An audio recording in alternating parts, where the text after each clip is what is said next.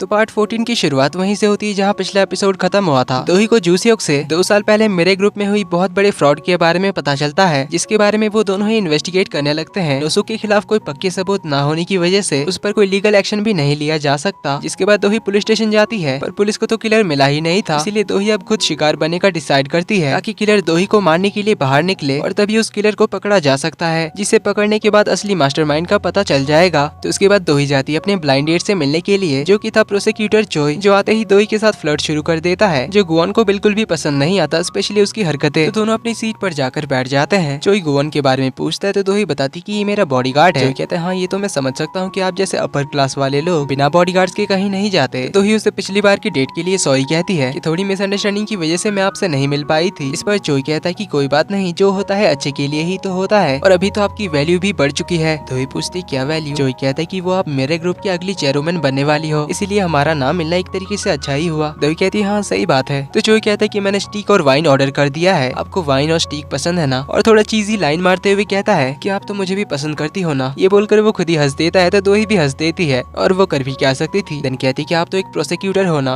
Again ये चोई चीजी line मारते हुए कहता है जरा संभल कर रहिएगा, मेरे दिल को चुराने के क्राइम में मैं आपको जेल भी भेज सकता हूँ। अब उसकी ये सारी बकवास बातें सुन दोही के साथ गुआन भी पक जाता है। वहीं दोही तो उसे कुछ भी कह नहीं सकती थी, बट अंदर से तो शी वाज लाइक कोई तो आकर इसका मुंह बंद करा दो। तभी खाना भी आ जाता है। चोई ने काफी सारे डिशेस भी ऑर्डर किए थे, जो सब देख दोही हैरान थी, पर ये चोई तो बकर बकर करे ही जा रहा था। कहता है हम कोरियंस खाना बहुत पसंद करते हैं, इसीलिए मैंने इतना सब कुछ ऑर्डर किया। फिर तो वो वाइन लेकर अच्छे से मिक्स करने के बाद स्मेल करने लग जाता है। फिर वाइन को पीने के बाद उसी से ही गार्गल करने लग जाता है, जिसकी ये सारी हरकतें दोही और गुआन से तो देखी नहीं जा रही थी। दोही को तो वॉमिटिंग जैसा फील हो रहा था, वहीं गुआन भी अपनी आंखें बंद कर लेता है। फिर चोई वाइन दोही को सर्व करने के लिए कहता है, लेकिन अब तो दोही का मूड ही चला गया था, इसीलिए बहाना मारते हुए कहती कि मैं दिन में नहीं पीती। इस पर भी ये जो एक चीजी लाइन फेंक कर मारता है, फिर तो हमें सनसेट के बाद मिलना चाहिए, जो सुनकर दोही को जबरदस्ती का हंसना पड़ता है। फिर चोई कहता है कि मैंने इस रेस्टोरेंट का स्पेशल लॉबस्टर मंगाया है, जिसके बाद चोई तो इस लॉबस्टर को खाने का भी तरीका बताने लगता है। वही सेम वाइन की तरह अपना फेस लॉबस्टर के करीब ले जाकर स्मेल करने लग जाता है, और दोही को बता भी रहा होता है खाने से पहले इसकी खुशबू को नाक के अंदर पहुंचाना बहुत ही जरूरी है। इसीलिए वो तो कुछ ज्यादा ही फील लेकर लॉबस्टर को स्मेल करे जा रहा था, और उसकी ये सारी हरकतें अब गुआन से देखा नहीं जा रहा था। इसीलिए वो दोही का हाथ होल्ड करता है और उस लॉबस्टर के पंजे से चोई के मुंह को ही बंद कर देता है, जिससे हटाने के लिए चोई जाता है वॉशरूम में। तो दोही गुआन से पूछती कि आखिर तुम ये क्या कर रहे हो? गुआन कहता है इसकी हरकतें मुझसे देखी नहीं जाती, इसलिए इसका मुंह बंद कर दिया। इस पर दोही तो उसे इस मैटर से बाहर ही रहने के लिए कहती है। थोड़ी देर में चोई आता है। लॉबस्टर के काटने की वजह से उसके तो होठ ही फूल गए थे, पर फिर भी इसकी एटीट्यूड कम नहीं होती। तो दोही अब सीधे मुद्दे की बात करते हुए पूछती है कि आज दोपहर को तुम क्या करने वाले हो? चोई कहता है कि मेरा कोर्ट में एक ट्रायल है, उसके बाद मैं फ्री हूँ। पूछता है क्या कुछ काम था? दोही कहती है हमें अपना मैरिज रजिस्टर कराने जाना होगा आज ही दोपहर को। जो सुन गुआन के साथ तो चोई भी शॉक्ड हो जाता है। देन ये लोग यहाँ से बाहर जाते हैं। चोई दोही से हैंडशेक करते हुए कहता है कि मुझे बिलीव नहीं होता कि 2 घंटे बाद हमारी शादी होने वाली है। दोही कहती है हाँ मुझे भी बिलीव नहीं हो रहा। चोई कहता है कि फिर मिलते हैं 2 घंटे बाद मैरिज रजिस्ट्रार ऑफिस में। दोही चली जाती है, पर गुआन को तो अभी बिलीव नहीं हो रहा था कि दोही इससे शादी करने जा रही है। देन गुआन उसके पीछे जाकर उससे पूछता है कि क्या तुम सच में इस नमूने से शादी करने जा रही हो? दोही कहती है वो कोई नमूना नहीं बल्कि एक इज्जतदार प्रोसिक्यूटर है, और वो मेरी हेल्प कर सकता है मैडम जू को इंसाफ दिलाने में। गुआन कहता है पर फिर भी तुम इससे कैसे शादी कर सकती हो? तो दोही उसे साफ कह देती है कि इससे तुम्हें क्या, मैं किसी से भी शादी करूं? ये कहकर वो कार में बैठ जाती है और कहती है कि वैसे भी ये असली शादी नहीं होने वाली है। गुआन भी कार में आकर बैठ जाता है। दोही मिशन को कॉल करके बता रही होती है कल शादी की तैयारी करने के लिए, जहाँ पर वो एक फॉर्मल वेडिंग सेरेमनी करना चाहती है। तो वो कल मीडिया वालों को भी बुलाने को कहती है, जहाँ आप और गुआन हमारी शादी के विटनेस होंगे। जो सुन गुआन कहता है कि किसने कहा कि मैं विटनेस बनूंगा, पर दोही उसकी बात को इग्नोर करते हुए मिशन से उसके लिए शादी की ड्रेस जो कि फैंसी और फोटोज के लिए अच्छी हो ऐसी ड्रेस लेकर आने के लिए कहती है, और बताती है कि वेडिंग रिंग तो मैडम जू का दिया हुआ मेरे पास है ही, तो बस अब बाकी सबका इंतजाम करिए। रिंग देकर दोही को मैडम जू की याद आती है, इसीलिए उसका चेहरा उतर जाता है, वो थोड़ी सैड हो जाती है, जिससे देख गुआन कहता है कि मैं तुम्हारे इस चेहरे को झेल नहीं सकता, तुम चाहे किसी से भी शादी करो या डिवोर्स लो मुझे फर्क नहीं पड़ता, बस अपना सैड फेस लेकर मेरे सामने मत आना। दोही कहती है तुम कौन होती हो मुझे ये बताने वाली कि मैं कैसा फेस बनाऊं? अगर तुम्हें कोई प्रॉब्लम है तो मुझे मत देखो। जो सुन गुआन कहता है ठीक है फिर नहीं देखूंगा। ये कहकर कार बीच रास्ते में रोकता है, दोही का हाथ पकड़ लेता है और कहता है कि उस किलर को पकड़ने के बाद मुझे तुम्हें देखना नहीं पड़ेगा ना? तो ठीक है चलो उस किलर को पकड़ते हैं। सीन कट होता है और हमें माफिया गैंग को दिखाया जाता है, जहाँ गुआन से सबकी धुलाई के बाद हालत खराब थी, इसीलिए बॉस सभी को यहाँ से अभी जाने के लिए कह देता है। लेकिन तभी वहाँ पर गुआन दोही को लेकर पहुंच जाता है, जिसे देख बॉस तो डरते हुए उससे पूछने लग जाता है कि तुम यहाँ क्या कर रहे हो? दोही भी गुआन से पूछती क्या कर यहाँ से क्या पता चलेगा? गुआन कहता है कि तुम्हें तो कहा था कि एक बुरा आदमी ही दूसरे बुरे आदमी को पहचान सकता है। ये बोलकर वो किलर का स्केच ले आता है और बॉस से कहता है कि इसे अभी ढूंढ कर लेकर आओ। बॉस तो गुस्से में उसकी और बॉटल फेंक देता है और कहता है कि तुमने क्या हमारे वाइल्ड डॉग गैंग को मजाक समझ रखा है? जो तुम्हारे कहने पर मैं काम करूंगा। ये बोलकर वो दोबारा गोवन की ओर एक बोतल फेंकता है जिसे गोवन डॉज कर जाता है, पर इससे गोवन को तो बहुत ही ज्यादा गुस्सा आ जाता है और वो अपनी पावर से स्पून हवा में उड़ा लेता है और गैंग बॉस की ओर पॉइंट करते हुए कहता है कि तुमने जब से मेरे सर पे मारा है तब से ही मेरी लाइफ मेस बन चुकी है, इसलिए तुम्हें अपनी गलती की सजा भुगतनी ही पड़ेगी। ये बोलकर वो एक एक चीज उठाकर माफिया बॉस की ओर फेंकने लग जाता है, जिससे उसे चोट भी लगती है, मगर ये सब देखकर दोही उसे रोकने के लिए कहती है, लेकिन गोवन कहता है कि अब बहुत देर हो चुकी है, इसको सजा मिलकर ही रहेगी। ये बोलकर गोवन तो टेबल में पड़ी सारी चीजें हवा में उठा लेता है, चाकू छुरी जो भी था, और उन्हें माफिया बॉस की ओर पॉइंट कर देता है। जो सब देखकर दोही तो घबरा जाते हैं, उसे रोकने के लिए कहती है कि वो इन सब से मर भी सकता है, लेकिन गोवन तो शांत होने का नाम ही नहीं ले रहा था, इसीलिए दोही अपना हाथ जल्दी से छुड़ा लेती है, जिससे वो सारी चीजें माफिया बॉस के सामने जाकर रुक जाती है और वो बाल बाल बच जाता है। पर गोवन का गुस्सा अभी भी शांत नहीं हुआ था। वो दोही से कहता है कि अपना हाथ दो, लेकिन दोही मना कर रही होती है। गोवन कहता है मेरे रास्ते में मत आओ, लेकिन दोही अपना हाथ पीछे कर लेती है। मौका देकर माफिया बॉस भाग जाता है। गोवन अगेन उसे गुस्से में कहता है कि मैंने कहा ना मेरे रास्ते में मत आओ। दोही पूछती कि अचानक तुम्हें क्या हुआ, इतना गुस्सा तुम्हें किस बात का है, कोई प्रॉब्लम है तो मुझे बताओ। गोवन कहता है तुम्हें मेरी प्रॉब्लम जाननी है, तो वो प्रॉब्लम हो तुम। जब से मेरी जिंदगी में आई हो मेरी लाइफ एक मेस बन चुकी है। तुमसे मिलने से पहले मेरी लाइफ एकदम परफेक्ट चल रही थी, पर तुमसे मिलने के बाद ही मेरे साथ ये सब हो रहा है। अच्छा होता अगर मैं तुमसे नहीं मिला होता। अब उसकी ये बात सुनकर दोही साइड होती है तो उसे कहती है ठीक है सब कुछ खत्म करते हैं, अब से तुम मेरे बॉडीगार्ड नहीं हो। तो गोवन भी गुस्से में उसे कह देता है कि ठीक है आज से ये बॉडीगार्ड का ड्रामा खत्म। ये कहकर निकल जाता है। दोही भी बाहर आती है पर वो काफी सैड लग रही थी। ये दोनों ही अपने अपने रास्ते जाते हुए साथ बिताए मेमोरीज को याद करते हैं। कुछ देर बाद दोही को पिक करने के लिए मिस शिन आती है जो उसे घर छोड़ने के लिए जाती है। दोही काफी अपसेट होती है। वहीं देर गोवन का भी दोही के बारे में सोचते हुए कहीं पर भी ध्यान नहीं लगता। मिस शिन दोही को उसके अपार्टमेंट तक छोड़ देती है, चली जाती है। दोही लिफ्ट के अंदर जाती है, तभी हम किलर को देखते हैं जो उसे अंदर जाते हुए देख रहा था और आज उसके लिए अच्छा मौका है दोही को मारने का। इधर गोवन दोही से झगड़ कर तो आ गया, लेकिन उसके दिमाग से दोही की फिक्र नहीं जा रही थी कि वो सेफली घर पहुंची होगी या नहीं। वहीं इधर दोही प्रोसिक्यूटर जॉय को मैसेज करती है, आज नहीं आ पाने के लिए सॉरी कहती है और कल मिलेगी कहती है, लेकिन तभी उसे अपने हॉल से म्यूजिक बजने की आवाज सुनाई देती है। इसका साउंड बढ़ ही जा रहा था और ये सुनकर दोही तो काफी ज्यादा घबरा जाती है, इसलिए वो अपनी स्टन गन उठा लेती है और दरवाजा खोलकर बाहर चेक करने के लिए आती है, जहाँ बाहर आते ही उसे किलर बेहोश कर देता है। दोही की जैसे ही आंखें खुलती है तो वो अपने आप को बिल्डिंग के एकदम टॉप फ्लोर से नीचे झूलते हुए एक पर्दे में लिपटी हुई पाती है, जिससे वो तो बहुत ही ज्यादा घबरा जाती है। वो हेल्प के लिए चिल्लाने लग जाती है, तभी ऊपर से किलर